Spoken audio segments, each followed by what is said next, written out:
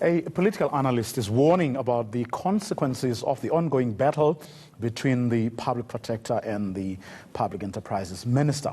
Ralph Mateja says it may preoccupy Cyril Ramaphosa's presidency to the point where he'll be left with little time to focus on the actual work of implementing policy.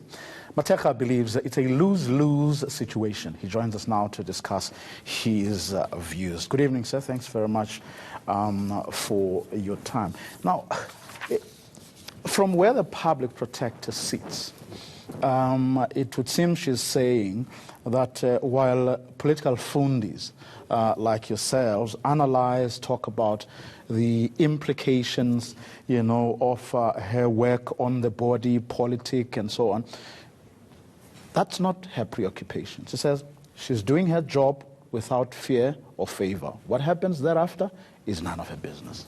Well, I would actually agree with her that getting worried about the political consequences of her job, of her reports, should not be something that preoccupy her.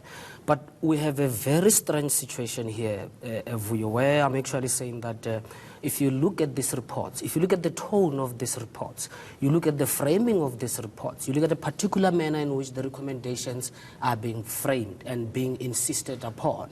For me, the public protector cannot say that she does not know that that framing lent these reports as ammunition for factions within the party. And for me, I think she has a responsibility here. The responsibility is not to avoid politics, but you need to be sensitive to a point where you stick to matters of principle and avoid making inferences that I think are actually part of the political machination to protect the integrity of the office. So I'm not saying that she should worry about the political consequences, but I'm saying that the framing of those reports make themselves readily usable for some of the factions. For me, it's not about a good faction or a bad faction. It's about the public protector writing the reports in a manner that she focuses on principle and public interest, in a manner that she does not further special interest, whether be it a good faction or a perceived bad faction within the ANC. And I believe that that kind of a balance can actually be attained, and she can actually rise above this faction. She can frame her reports in a manner that principles are there, well articulated. But what I see now, I see too much adventurism into the political terrain. And I think she cannot then say she doesn't care about the consequences, whereas actually she could foresee how this report is going to be used in an intense factional battle within the party. What specifically about her report makes you think that she's into adventurism and playing to the hands of the of particular factions within the ANC? I'll give you an example. Look at the matter relating to the rogue unit. We have had the Nugent Commission. It did not focus specifically on actually the rogue unit, but the manner in which she framed the issue of the rogue unit, and you look at some of the remarks by the judge in the Nugent Commission, it actually says that the public protector here seems to believe that she's in a position to conclude on this, that the unit existed. For me, a more circumspect recommendation would be that this issue is intense. I have got no evidence to dismiss the existence of the rogue unit. Neither do I have evidence to actually back up its existence in particularities. So when I'm in such kind of a situation, what do? I defer to other appropriate institutions. I recommend an inquiry on the rogue unit, an independent inquiry, which can establish that. For me, I see the public protector with less evidence, too hasty to go into conclusion. And for me, what would be the motivation for that, especially if your report lend themselves to such kind of use into an intense factional battle that are institutionalizing themselves within government institutions? That is sad.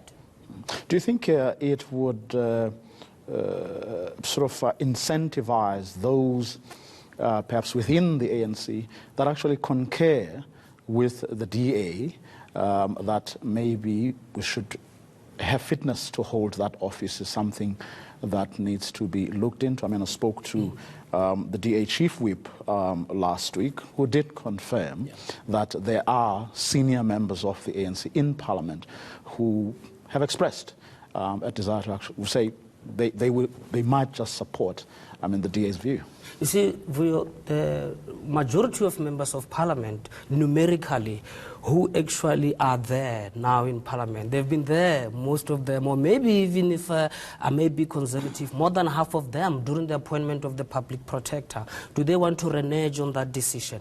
I'm not defending the public protector here, but what I'm saying is that if an inquiry is going to be, let it not be driven by the desire to remove just because the reports are inconvenient. Can we shift this thing to a principle?